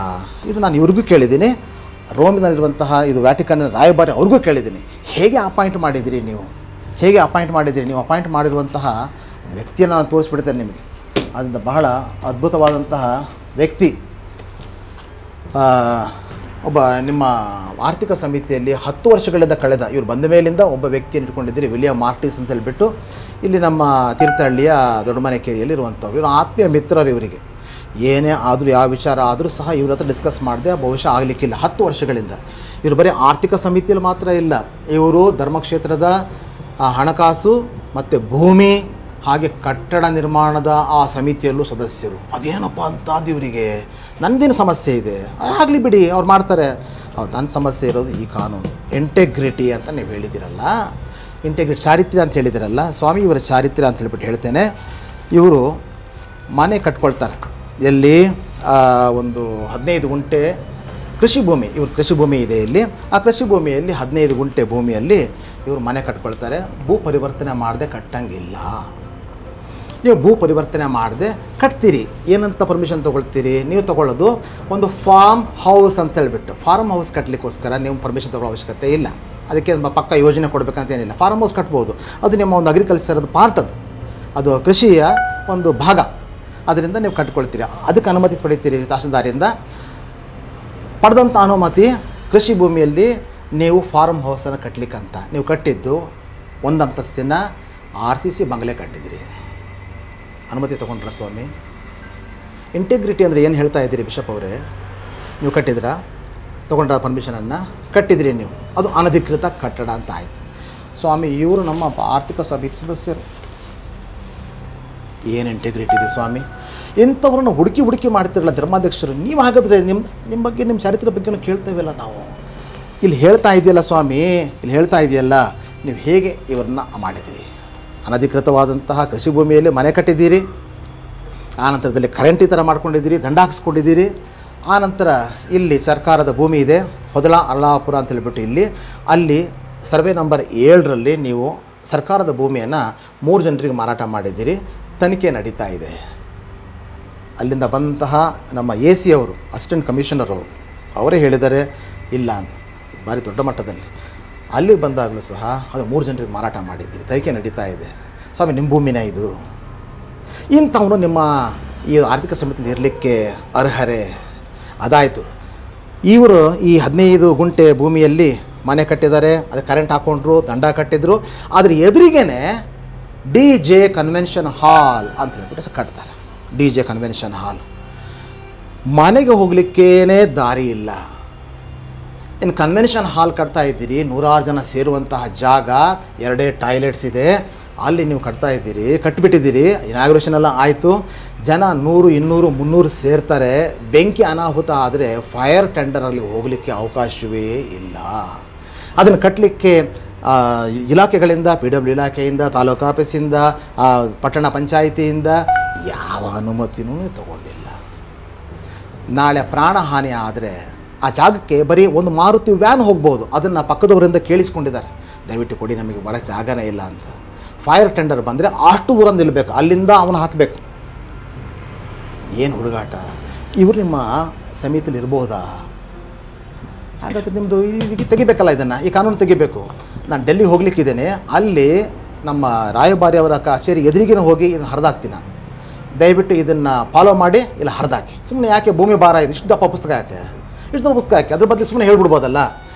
ಬಿಷಪ್ ಅವರಿಗೆ ಬಿಡಲಾಗಿದೆ, ಮನಸ್ಸು ಬಂದರೆ ಮಾಡಬಹುದು, ಬೇಡಿದ್ರೆ ಬಿಡ್ಬೋದು, ಅಷ್ಟೇ. ಒಂದೇ ಪೇಜ್ ಸಾಕೈತಿ. ಇದು ಏನು ಇಷ್ಟು ದೊಡ್ಡದು ಯಾಕೆ ಪುಸ್ತಕ? ಆಲ್ಮೋಸ್ಟ್ ಇದನ್ನು ಒಂದು 2 kg ಬರುತ್ತೆ, 1 kg ಬರುತ್ತೆ, ಗೊತ್ತಿಲ್ಲ, ಹೊತ್ಕೊಂಡು ಹೋಗೋರು ಯಾರು ಇದನ್ನು. ಅಷ್ಟು ಮಾಡಿಬಿಟ್ರೆ ಸಾಕಿತ್ತು. ಮನಸ್ಸು ಬಂದರೆ ಮಾಡ್ತಾರೆ, ಮನಸ್ಸು ಬರ್ತಿದ್ರೆ ಮಾಡೋದಿಲ್ಲ. ಫುಲ್ ಡಿಸ್ಕ್ರಿಷನರಿ ಪವರ್, ವಿವೇಚನಾ ಶಕ್ತಿ ಅವರಿಗೆ ಕೊಡಲಾಗಿದೆ. ಅವರು ಮಾಡಿದ್ದೇ ವೇದ ವಾಕ್ಯ, ಅವ್ರು ಹೇಳಿದ್ದೇ ಕಾನೂನು ಅಂತ ಬರೆದು ಬಿಟ್ಟರೆ ಅಲ್ಲಿಗೆ ಮುಗಿದೇ ಹೋಯಿತು. ಬೇಡ. ಇದನ್ನು ವರ್ಷಗಟ್ಟಲೆ ಕಲಿತೀವಿ ನಾವು ಗುರುಮಠದಲ್ಲಿ ಇದನ್ನು ವರ್ಷಗಟ್ಟಲೆ ಕಲಿತೀವಿ. ಇದು ಹೀಗಂತೆ ಹಾಗಂತೆ ಅಂತ ಹೇಳಿಬಿಟ್ಟು. ಇದು ನೋಡಿದರೆ ಈ ಥರ ಆಯ್ತಲ್ಲ. ಆದ್ದರಿಂದ ಇದ್ರ ಬಗ್ಗೆಯೂ ಸಹ ಅವರು ಉತ್ತರ ಕೊಡಲಿಕ್ಕಿದೆ. ಗೋಪಾಳ ಅಂತ ಒಂದಿದೆ ಶಿವಮೊಗ್ಗದಲ್ಲಿ, ಗೋಪಾಳದಲ್ಲಿ ಒಂದು ಹೊಸ ಚರ್ಚನ್ನು ಕಟ್ಟಿದ್ದಾರೆ, ಆಯಿತಾ. ಸರಿ, ಅಲ್ಲಿದ್ದಂತಹ ಹಿಂದಿನ ಚರ್ಚು ಅದು ಸಹ ಕೇವಲ ಒಂದು 15 ವರ್ಷ ಹಿಂದೆ ಕಟ್ಟಿದಂಥ ಚರ್ಚು. 1,000 ಜನ 100 ಜನ ಅದಕ್ಕೆ ಧನ ಸಹಾಯ ಮಾಡಿದ್ದಾರೆ, ಅದಕ್ಕೆ ಡೊನೇಷನ್ಸ್ ಎಲ್ಲ ಕೊಟ್ಟಿದ್ದಾರೆ. ಅಲ್ಲಿ ನಿಜವಾಗಿ ಒಳ್ಳೆ ಚರ್ಚ್ ಬಂದಿತ್ತು, ಗಟ್ಟಿಮುಟ್ಟಾದಂಥ ಚರ್ಚ್. ಈಗ ಜನ ಜಾಸ್ತಿ ಆಗ್ತಾ ಇದ್ದಾರೆ ಅಂತ ಬಹುಶಃ ಕಾರಣನೋ ಏನೋ ಗೊತ್ತಿಲ್ಲ. ಅಲ್ಲಿ ಏನು ಮಾಡಿದರು, ಅಲ್ಲಿ ಹೊಸ ಚರ್ಚ್ ಕಟ್ಟಬೇಕು ಅನ್ನುವಂಥ ತೀರ್ಮಾನಕ್ಕೆ ಬಂದರು. ಆ ಬಗ್ಗೆ ಕೇಳಿದಾಗ ಎಕ್ಸ್ಟೆನ್ಷನ್ ಅಂತ ಹೇಳಿದರು, ಅದನ್ನು ಸ್ವಲ್ಪ ವಿಸ್ತರಣೆ ಮಾಡ್ತಾ ಇದ್ದೀವಿ ಅಷ್ಟೇ ಅಂತ. ಹೊಸ ಚರ್ಚ್ ಅಂತ ಏನು ಹೇಳಿಲ್ಲ, ಅದು ವಿಸ್ತರಣೆ ಮಾಡ್ತಾ ಇದ್ದೀವಿ ಅಂತ ಹೇಳಿದ್ರಿ. ಅದರ ನಂತರದಲ್ಲಿ ನೋಡ್ತೀವಿ ನಾವು, ಸಂಪೂರ್ಣವಾಗಿ ಹಳೆಯ ಚರ್ಚನ್ನು ತೆರವುಗೊಳಿಸಿ ಅಲ್ಲಿ ಹೊಸ ಚರ್ಚನ್ನು ನೀವು ನಿರ್ಮಾಣ ಮಾಡ್ತೀರಿ. ಅದಕ್ಕೆ ತಕ್ಕಂತೆ ನೀವು ನಗರ ಪಾಲಿಕೆಯಿಂದ ಅನುಮತಿಯನ್ನು ಪಡಿಬೇಕಾಗುತ್ತೆ. ನಗರ ಪಾಲಿಕೆಯಿಂದ ಪಡೆದ ಅಂತಹ ನಿಮ್ಮ ಅನುಮತಿ ಪತ್ರ, ಇದರಲ್ಲಿ ಕೆಲವು ತುಂಬ ಸೀರಿಯಸ್ ಡೌಟ್ಗಳಿದೆ ನೋಡಿ.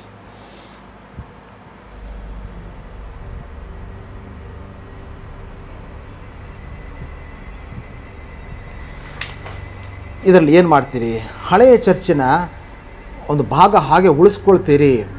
ಎಕ್ಸಿಸ್ಟಿಂಗ್ ಚರ್ಚ್, ಹೊಸ ಚರ್ಚಿನ ಮುಂಭಾಗ, ಹಳೆಯ ಚರ್ಚಿನ ಒಂದು ಭಾಗವನ್ನು ಹಾಗೆ ಉಳಿಸ್ಕೊಳ್ತೀರಿ ಅಂತ ನೀವು ಬರೀತೀರಿ. ಕೊನೆಗೆ ಹಳೆ ಚರ್ಚನ್ನ ತೆಗೆದು ಹಾಕ್ಬಿಡ್ತೀರಿ. ನೀವು ತಗೊಂಡಂತಹ ಅನುಮತಿ ಯಾವುದಕ್ಕೆ, ನೀವು ಮಾಡಿದ್ದೇನು, ಆ ತೆರವುಗೊಳಿಸಲಿಕ್ಕೆ ಅನುಮತಿ ಪಡಿಬೇಕು ನೀವು ನಗರ ಪಾಲಿಕೆಯಿಂದ.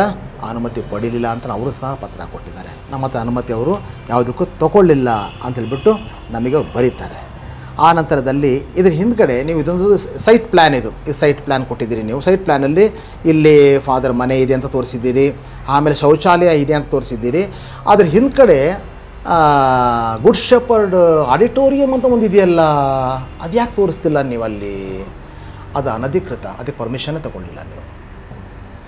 ಆಡಿಟೋರಿಯಮಿಗೆ ಪರ್ಮಿಷನ್ ತೊಗೊಳ್ದೆ ಕಟ್ಟಿದ್ದೀರಲ್ಲ ಸ್ವಾಮಿ, ಅದನ್ನು ಬಿಷಪ್ ಅವರು ಇನಾಗ್ರೇಟ್ ಮಾಡ್ತಾರೆ, ನೀವು ಕೇಳಲಿಲ್ವಾ ಅವರಿಗೆ ಪರ್ಮಿಷನ್ ತೊಗೊಂಡಿದ್ದೀರಾ ಇಲ್ವಾ ಅಂತ? ಅಂದರೆ ಕಾನೂನು ನೀವು ಒಬ್ಬೊಬ್ಬರಿಗೆ ಒಂದೊಂದು ಕಾಲಕ್ಕೆ ಒಂದೊಂದು ಥರದಲ್ಲಿ ಅನುಕೂಲ ಸಿಂಧು ಕಾನೂನ ಇದು. ನಮ್ಮ ವಿಚಾರದಲ್ಲಿ ಅದೇ ಅಂತಹ ಒಂದು ಸಿಟ್ಟು, ಕೋಪ, ಆಕ್ರೋಶ. ಇಲ್ಲಿ ನೋಡಿದರೆ ಆ್ಯಕ್ಚುಲಿ ಆಕ್ರೋಶ ಆಗಬೇಕಾಗಿರೋದು ಸೊರಬದಲ್ಲಿ, ಆಮೇಲೆ ಕಾಮನ್ ಬಾವಿಯಲ್ಲಿ, ಇದರಲ್ಲಿ ಯಾವುದು ನಮ್ಮ ದಾವಣಗೆರೆಯಲ್ಲಿ, ಅಲ್ಲೆಲ್ಲೂ ಇಲ್ಲದಂತಹ ಆಕ್ರೋಶ, ಆ ಒಂದು ಕೋಪ ಇಲ್ಲಿ ಯಾಕೆ ಸ್ವಾಮಿ? ಅಲ್ಲಿ ತೋರಿಸ್ತಾ ಇಲ್ಲ, ಇಲ್ಲಿದೆ ಅದು ತೋರಿಸಲೇ ಇಲ್ಲ, ಬೇರೆದೆಲ್ಲ ತೋರಿಸಿದ್ದೀರಿ. ಸರಿ, ಅಲ್ಲಿ ಶೌಚಾಲಯ ಕಟ್ಟಲಿಕ್ಕೆ ನೀವು ಅನುಮತಿ ತೊಗೊಂಡಿದ್ದೀರಾ ಹಿಂದೆ? ಅದು ಸಹ ನಿಮ್ಮ ಇದರಲ್ಲಿ ಇಲ್ಲ. ಹಳೆಯ ಚರ್ಚ್ ತೆಗೆದ್ರಿ, ಹೊಸದಾಗಿ ಕಟ್ಟಿದ್ದೀರಿ, ಭರ್ಜರಿಯಾಗಿ ನೀವು ಕಟ್ಟಿದ್ದೀರಿ. ಹಳೆಯ ಚರ್ಚ್ ಎಕ್ಸಿಸ್ಟಿಂಗ್ ಭಾಗ ಉಳಿಸ್ಕೊಳ್ತೀನಿ ಅಂತ ಹೇಳಿದಿರಿ, ಅದನ್ನು ಸಹ ನೀವು ಉಳಿಸ್ಕೊಳ್ಳಿಲ್ಲ. ಸಂಪೂರ್ಣವಾಗಿ ತೆಗೆದು ಹಾಕಿದ್ರಿ. ಆದ್ದರಿಂದ ಇದ್ರ ಬಗ್ಗೆ ತನಿಖೆ ಆಗೋದು ಬೇಡವಾ? ಎಲ್ಲಿಂದ ಬಂತು? ಸರಿ, ಈ ಹಣದ ಲೆಕ್ಕಾಚಾರ ಕೊಟ್ಟಿದ್ದೀರಾ? ಈ ಹಣದ ಲೆಕ್ಕಾಚಾರ ಇದು ನೀವು ಕೊಟ್ಟೇ ಇಲ್ಲ. ಅದಕ್ಕೆ ನಾನು ಇಲ್ಲಿ ನೋಡಿ, ವೆರಿ ಇಂಪಾರ್ಟೆಂಟ್ ಇದು, ಗುಡ್ ಶೆಪರ್ಡ್ ಹಾಲ್ ಸಭಾಂಗಣ ನಿರ್ಮಾಣ ಸಂಬಂಧ ಯಾವುದೇ ದಾಖಲೆ ಸಲ್ಲಿಸಿರುವುದಿಲ್ಲ.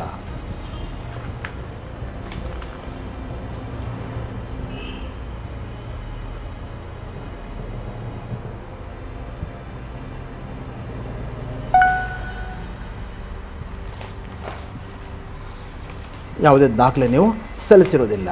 ಹಾಗಾಗಿ ಅದು ಹೇಗೆ ಬಂತು, ಅದು ಯಾಕೆ ತೋರಿಸಿಲ್ಲ ನೀವು? ನಮ್ಮ ಅನುಮಾನ ಏನು ಅಂತ ಹೇಳಿದ್ರೆ, ಅದನ್ನ ಯಾಕೆ ನೀವು ಅಲ್ಲಿ ತೋರಿಸಿಲ್ಲ ಅಂತ ಹೇಳಿಬಿಟ್ಟು. ಸರಿ, ಈ ಗೋಪಾಳದ ಜಾಗ ಫಾದರ್ ಸ್ಟ್ಯಾನಿ ಡಿಸೋಜ ಅವರ ಹೆಸರಿನಲ್ಲಿದೆ. ಇದು 2 ಎಕರೆ ಭೂಮಿ. ಇದಕ್ಕೆ ನೀವು ಶಿವಮೊಗ್ಗ ನಗರ ಪಾಲಿಕೆ, ಇದು ಶಿವಮೊಗ್ಗ ಮತ್ತು ಭದ್ರಾವತಿ ನಗರಾಭಿವೃದ್ಧಿ ಪ್ರಾಧಿಕಾರ ಅದನ್ನು ಇದು ಯಾವುದು ನಿಮಗೆ ಭೂ ಪರಿವರ್ತನೆ ಮಾಡೋಕ್ಕೆ ನಿಮಗೆ ಅವಕಾಶ ಕೊಡುತ್ತೆ, ಭೂ ಪರಿವರ್ತನೆ ಮಾಡುತ್ತೆ. ನೋಡಿ,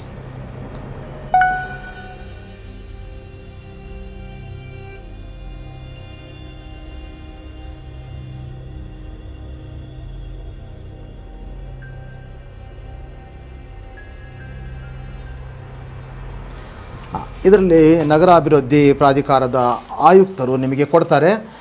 2 ಎಕರೆ ಭೂಮಿ ಇದೆ. 2 ಎಕರೆ ಭೂಮಿಯಲ್ಲಿ 20 ಗುಂಟೆ, ಅರ್ಧ ಎಕರೆ ಭೂಮಿ ಚರ್ಚ್ ಕಟ್ಟೋಕ್ಕೋಸ್ಕರ, ಇನ್ನು 1.5 ಎಕರೆ ಭೂಮಿ ಅದು ಆಸ್ಪತ್ರೆಗೋಸ್ಕರ ಅಂತ ಕಟ್ತಾರೆ. ಸ್ವಾಮಿ, ನಿಮ್ಮಲ್ಲಿ 20 ಗುಂಟೆ ಚರ್ಚ್ ಕಟ್ಟಲಿಕ್ಕೆ ಅಂತ ಕೊಟ್ಟಿದ್ದು, ನೀವು ಶೌಚಾಲಯ ಕಟ್ಟಿದ್ದೀರಿ, ಅಲ್ಲಿ ಆಡಿಟೋರಿಯಂ ಕಟ್ಟಿದ್ದೀರಿ, ಆಮೇಲೆ ಫಾದರ್ ಮನೆ ಕಟ್ಟಿದ್ದೀರಿ, ಇದೆಲ್ಲ ಯಾವುದ್ರದ್ದು ಭೂಮಿ ಸ್ವಾಮಿ? ಹಾಗಾದರೆ 1.20 ಬೇಕಲ್ಲ, ಈಗ 1.20 ಗುಂಟೆ ಮಾತ್ರ. ಹಾಗಾದರೆ ಇದ್ರ ಬಗ್ಗೆ ಸ್ವಲ್ಪ ವಿಚಾರ ಬೇಕಲ್ಲ. ಅಕೌಂಟ್ ಯಾಕೆ ಕೊಟ್ಟಿಲ್ಲ ಇನ್ನೂ ಸಹ ನಿಮಗೆ? ಚರ್ಚ್ ಆಡಿಟೋರಿಯಂ ಅಕೌಂಟ್ ಸಹ ಕೊಟ್ಟಿಲ್ಲ ಅಂತ ಹೇಳ್ತಾರೆ. ಆಮೇಲೆ ಇದರ ಅಕೌಂಟ್ ಸಹ ನೀವು ಚರ್ಚಿನ ಅಕೌಂಟು ನೀವಿನ್ನೂ ಕೊಟ್ಟಿಲ್ಲ. ಅದಕ್ಕೆ ತುಂಬ ಜನ ಹೆಲ್ಪ್ ಮಾಡಿದ್ದಾರೆ, ಬೇರೆ ಬೇರೆ ಥರದಲ್ಲಿ ವಸ್ತುಗಳ ರೂಪದಲ್ಲಿ ಹೆಲ್ಪ್ ಮಾಡಿದ್ದಾರೆ, ಹಣದ ರೂಪದಲ್ಲಿ ಹೆಲ್ಪ್ ಮಾಡಿದ್ದಾರೆ ವಿದೇಶಿಗಳು. ನೀವೇ ಸುಮಾರು 3-4 ಸರಿ ವಿದೇಶಕ್ಕೆ ಹೋಗಿ ಬಂದ್ರಿ. ಯಾರು ದುಡ್ಡಿದು ಎಲ್ಲ ನೀವು ಬ್ಲ್ಯಾಕ್ ಆ್ಯಂಡ್ ವೈಟ್ ಎಷ್ಟು ಬಂತು ಎಷ್ಟು ಹೋಯಿತು ಅಂತ ಹೇಳ್ಬಿಟ್ಟು ಯಾಕೆ ನೀವು ಕೊಡ್ತಾ ಇಲ್ಲ? ಬೇರೆಯವ್ರಿಗೆ ಆಗಬೇಕಾದ್ರೆ ನೀವು ಬಹಳ ಸ್ಟ್ರಿಕ್ಟ್, ನೀವು ಬಿಷಪ್ ಆದಂಥವ್ರು ಭಾರಿ ಸ್ಟ್ರಿಕ್ಟ್, ನೀವು ಬರ್ಕೊಂಡ್ಬಿಟ್ಟಿದ್ದೀರ ಅದರಲ್ಲಿ, ಆಯಿತಾ? I expect accountability from every moment, ಎಲ್ಲ ಕಡೆಯಿಂದನೂ ಸಹ, ಎಲ್ಲ ಹಂತದಲ್ಲೂ ಸಹ. ಸ್ವಾಮಿ ಕೊಡಿ ಸ್ವಾಮಿ. ಗೋಪಾಳದ ಚರ್ಚ್ ಕಟ್ಟಲಿಕ್ಕೆ, ಹಳೆ ಚರ್ಚ್ ಕಟ್ಟಲಿಕ್ಕೆ ಇದೆಲ್ಲ ಪ್ರಶ್ನೆಗಳಿಗೆ ಉತ್ತರಿಸಬೇಕಲ್ಲ ನೀವು. 2 ಎಕರೆ ಭೂಮಿಯಲ್ಲಿ 1.20 ಅದು ಆಸ್ಪತ್ರೆ ಕಟ್ಟಲಿಕ್ಕೋಸ್ಕರ, ಬರೀ 20 ಗುಂಟೆ ಅರ್ಧ ಎಕರೆ ಭೂಮಿಯಲ್ಲಿ ಇದು ಮನೆ ಕಟ್ಟಲಿಕ್ಕೆ ಯಾವಾಗ ತೊಗೊಂಡ್ರಿ ನೀವು ಪರ್ಮಿಷನನ್ನು? ಆಮೇಲೆ ಹಾಲ್ ಕಟ್ಟಲಿಕ್ಕೆ ಯಾವಾಗ ತೊಗೊಂಡ್ರಿ? ಶೌಚಾಲಯ ಕಟ್ಟಲಿಕ್ಕೆ ಯಾವಾಗ ತೊಗೊಂಡ್ರಿ? ಹಳೆ ಚರ್ಚನ್ನು ನೀವು ಡೆಮಾಲಿಷ್ ಮಾಡಿದ್ರಲ್ಲ, ಅದಕ್ಕೆ ಯಾವಾಗ ತೊಗೊಂಡ್ರಿ? ಇದ್ರ ಬಗ್ಗೆ ದೊಡ್ಡ ದೊಡ್ಡ ಪ್ರಶ್ನೆಗಳಿದೆ. ಇದನ್ನು ಉತ್ತರ ನೀವು ಕೊಡಬೇಕಾಗುತ್ತೆ. ಇಲ್ಲದೆ ಹೋದರೆ ಏನಾಗುತ್ತೆ, ಇದೆಲ್ಲವೂ ಸಹ ತೋರಿಕೆಗೋಸ್ಕರ ಅಂತ ಹೇಳ್ಬಿಟ್ಟು ಈ ಬಗ್ಗೆ ನಗರಸಭೆ ಆಯುಕ್ತರಿಗೂ ಸಹ, ಆಮೇಲೆ MLA ಅವರಿಗೂ ಸಹ ಅನೇಕ ಜನ ದೂರು ಕೊಟ್ಟಿದ್ದಾರೆ. ಆದ್ದರಿಂದ ಧರ್ಮಾಧ್ಯಕ್ಷರಾದಂಥವರು ಈ ಬಗ್ಗೆ ಸ್ವಲ್ಪ ಕಾಳಜಿ ವಹಿಸಿದರೆ ಒಳ್ಳೆಯದು. ಇಲ್ಲದೆ ಹೋದಲ್ಲಿ ಮುಂದಿನ ದಿನಗಳಲ್ಲಿ ಜನ ನಮ್ಮನ್ನು ಯಾವ ಕಾರಣಕ್ಕೂ ಸಹ ನಂಬೋದಿಲ್ಲ. ಹಾಗೆಯೇ ಇಲ್ಲಿ ಸಮೃದ್ಧಿ ಅಂತ ಕಟ್ಟಿದ್ದಾರೆ. ನಾನು ಅದನ್ನು ಕೇಳ್ತಾ ಇದ್ದೀನಿ. ನಮ್ಮ SMSS ಇದೆ, ಸಮಾಜ ಸೇವಾ ಕೇಂದ್ರ ಗಾಡಿಕೊಪ್ಪದಲ್ಲಿ. ಅದರ ಎದುರಿಗೇ ಒಂದು ಭೂಮಿಯನ್ನು ತೊಗೊಂಡಿದ್ದಾರೆ. ಆ ಭೂಮಿಯನ್ನು ಫಾದರ್ ವೀರೇಶ್ ಅವರ ಹೆಸರಿನಲ್ಲಿ ತೊಗೊಂಡಿದ್ದೀರಿ. 15 ಲಕ್ಷಕ್ಕೆ ತೊಗೊಂಡ್ರಿ ಅಂತ ಹೇಳ್ತೀರಿ. ಗಾಡಿಕೊಪ್ಪದಲ್ಲಿ 15 ಲಕ್ಷಕ್ಕೆ ಭೂಮಿ ಸಿಗೋದಾದರೆ ಇವತ್ತು ನಾನೇ ಹೋಗ್ಬಿಡ್ತೀನಿ, ಮೊದಲು ನಾನೇ ಓಡೋ ತೊಗೊಂಡ್ಬಿಡ್ತೀನಿ. ಇರಲಿ ಬಿಡಿ, ಯಾಕಂತ ಹೇಳಿದ್ರೆ ಅಲ್ಲಿ ಬರಿಬೇಕಾದ್ರೆ ಒಂಥರ ಅದು ಸರ್ಕಾರದ ಒಂದು ಎಷ್ಟು ಅದಕ್ಕೆ ರೇಟ್ ಫಿಕ್ಸ್ ಮಾಡಿರ್ತಾರೆ, ಆ ರೇಟ್ ಬೇಕಾದ್ರೆ ಬರೆದಿರ್ತೀರಿ. 15 ಲಕ್ಷಕ್ಕೆ ಅಲ್ಲಿ ಸೈಟನ್ನು ತೊಗೊಳ್ತೀರಿ. ಮುಂದ್ಗಡೆನೆ ಇವರ SMSS ಮುಂದ್ಗಡೆನೆ ಅಲ್ಲಿ 3 ಅಂತಸ್ತಿಂದು ಸಮೃದ್ಧಿ ಅನ್ನುವಂಥ ಒಂದು ಕಟ್ಟಡವನ್ನು ಸಹ ನೀವು ಕಟ್ತೀರಿ. ಸಮೃದ್ಧಿ ಅಂತ ಹೇಳ್ಬಿಟ್ಟು ಕಟ್ಟಡ ಕಟ್ತೀರಿ.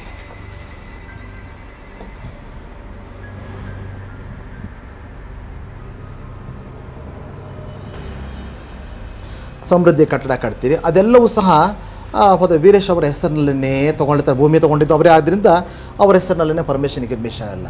ಸ್ವಾಮಿ, ಇದಕ್ಕೆ ಎಲ್ಲಿಂದ ಬಂತು? ಯಾವ ಹಣವನ್ನು ಹಾಕಿದ್ರಿ ಇದಕ್ಕೆ? ನೀವು ಹೇಳ್ಬೋದು, ಇವರಿಗೆ ಅಂತಲೇ ಬಿಸಿ, ನಾವು ಬೇಕಾದ ಜನರಿಗೋಸ್ಕರ ಬಂದಿದ್ದ. ನಾಳೆ ನೀವು ಹೋಗಿಬಿಡ್ತೀರಿ. ಈ ಸಮಸ್ಯೆಗಳಾದರೆ ಎದುರಿಸಬೇಕಾದಂಥವ್ರು ನಾವಿಲ್ಲಿ. ಹಣ ಯಾವುದಕ್ಕೆ ಬಂತು? ಬೇರೆ ಯೋಜನೆಗೆ ಬಂದು ಇದಕ್ಕೆ ಡೈವರ್ಟ್ ಮಾಡಿದ್ರಾ? ಬೇರೆ ಹಾಕಬೇಕಿತ್ತಲ್ಲಿ, ಸಾಲಗೆಲ್ಲ ತೊಗೊಂಡ್ರ? ಇದಕ್ಕೆ ಜರ್ಮನಿಯಿಂದ ಇಷ್ಟು ಬಂತು, ಅಮೇರಿಕದಿಂದ ಇಷ್ಟು ಬಂತು, ಅದನ್ನು ಹಾಕಿದ್ದೀವಿ ಅಂತ ಹೇಳಿಬಿಟ್ಟು ಯಾವುದೂ ಇಲ್ಲ. ಹಾಗೆಯೇ ಕೊನೆಗೆ SMSS ಅನ್ನು ಸಹ ನೀವು ಕಂಪ್ಲೀಟಾಗಿ ನವೀಕರಣ ಮಾಡಿದಿರಿ. ಕೊನೆ ಹಂತದಲ್ಲೂ ಸಹ ನವೀಕರಣ ಮಾಡಿದ್ರಿ. ಅಷ್ಟೊಂದು ಅವಶ್ಯಕತೆ ಇತ್ತ? ಇದಕ್ಕೆಲ್ಲ ಯಾವುದು ಹಾಕಿದಿರಿ? ಮದರ್ ತೆರೇಸಾ ಹಾಲ್ ಕಟ್ಟಿದ್ದೀರಿ, ಅದಕ್ಕೆ ಯಾವ ಹಣವನ್ನು ನೀವು ಖರ್ಚು ಮಾಡಿದಿರಿ? ಇದು ಬಹಳ ಪ್ರಮುಖವಾದಂತಹ ಅಂಶ. ಈ ಅಂತಸ್ತು ನಾಳೆ ಬೆಳಗ್ಗೆ ಹೆಚ್ಚು ಕಡಿಮೆ ಆಯಿತು, ಫಾದರ್ ವೀರೇಶ್ ಅವರ ಹೆಸರಿನಲ್ಲಿ ಇಲ್ಲಿ ಭೂಮಿ ತೊಗೊಂಡಿದ್ದೀರಿ. ಅದೇ ಥರದಲ್ಲಿ ಫಾದರ್ SR ಪೀಟರ್ ಅವರ ಹೆಸರಿನಲ್ಲಿ ಮೊಳಕಾಲ್ಮೂರಿನಲ್ಲಿ ಜಾಗ ಇತ್ತು, ಅದ್ರದ್ದು 1 ಎಕರೆ ಸಹ ಇವರ ಹೆಸರಿಗೆ ಬಂದಿದೆ. ಅದನ್ನು ಸಹ ನೀವು ಶಾಲೆ ಎಲ್ಲ ಕಟ್ಟಿದ್ದೀರಿ. ಅಲ್ಲೂ ಸಹ ಇದೇ ಥರದಲ್ಲಿ ಯಾರ್ದೋ ಸಿಗ್ನೇಚರನ್ನು ಮತ್ತೊಬ್ಬರು ಯಾರೋ ಮಾಡಿರ್ತೀರಿ, ಆ ಯಾರ್ದೋ ಹೆಸರನ್ನು ಮತ್ತೊಬ್ಬರು ಯಾರೋ ದಾಖಲಿಸಿರ್ತೀರಿ. ಅಲ್ಲೂ ಸಹ ಭೂ ಪರಿವರ್ತನೆ ನಿಮಗೆ ಶಾಲಾ ಉದ್ದೇಶಕ್ಕಾಗಿ ಕೊಟ್ಟಿರುವಂತಹದ್ದು ಅಲ್ಲಿ ಬರೆದ್ಬಿಡ್ತಾರೆ ಅವರು. ಶಾಲಾ ಉದ್ದೇಶಕ್ಕೋಸ್ಕರ, ವ್ಯವಸಾಯೇತರ ಉದ್ದೇಶಕ್ಕೋಸ್ಕರ ಅಥವಾ ವಾಸದ ಉದ್ದೇಶಕ್ಕೋಸ್ಕರ ಅಂತ ಬರೀತಾರೆ. ಪರ್ಪಸ್ಸನ್ನು, ಉದ್ದೇಶವನ್ನು ತೋರಿಸ್ತಾರಲ್ಲಿ. ಅಲ್ಲಿ ನೀವು ಚರ್ಚು ಸಹ ಕಟ್ಟಿದ್ದೀರಿ, ಅದು ಶಾಲಾ ಉದ್ದೇಶಕ್ಕೆ ಕೊಟ್ಟಿದ್ದು ಸ್ವಾಮಿ ಪರಿವರ್ತನೆ ಮಾಡಿದ್ದು. ಚರ್ಚ್ ಕಟ್ಟಿದ್ದೀರಿ, ಫಾದರ್ ಮನೆ ಕಟ್ಟಿದ್ದೀರಿ, ಆಶ್ರಮ ಕಟ್ಟಿದ್ದೀರಿ, ಸ್ಕೂಲ್ ಸಹ ಇದೆ. ಹಾಗಾದ್ರೆ ಉದ್ದೇಶ ಬದಲಾವಣೆ ಆದಂಗೆ ಆಗಲಿಲ್ವೇ? ನಿಮ್ಮ ಹೆಸರನ್ನು ಯಾರೋ ಅಮ್ಜಾದ್ ಅಂತೇಳ್ಬಿಟ್ಟು ಯಾರೋ ಬರೀತಾನೆ, ಇನ್ನೊಬ್ಬ ಯಾರೋ AS ಡಿಸಿಲ್ವಾ ಅಂತ ಒಬ್ಬರು ಬರೀತಾರೆ. ಹುಡುಗಾಟ ಆಡ್ತಾ ಇದ್ದೀರಲ್ಲ ಇದು ವಿಚಾರದಲ್ಲೆಲ್ಲ.